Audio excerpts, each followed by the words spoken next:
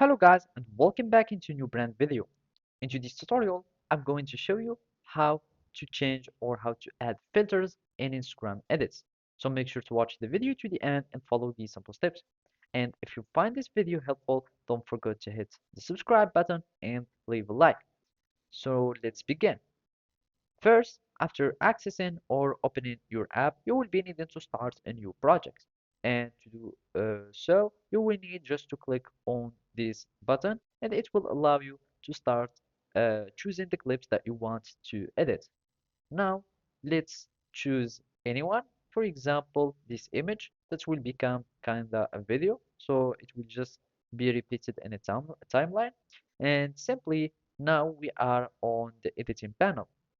So from the editing panel, you will be able to see these tools, and those are just tools that are added to the timeline.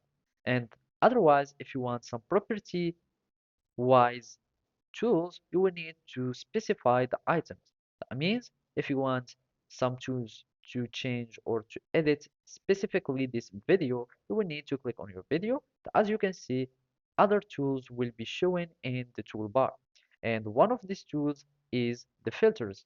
So you will need just to click on the filters, and now it will, or a filters banner or a filters pop-up menu will be showing.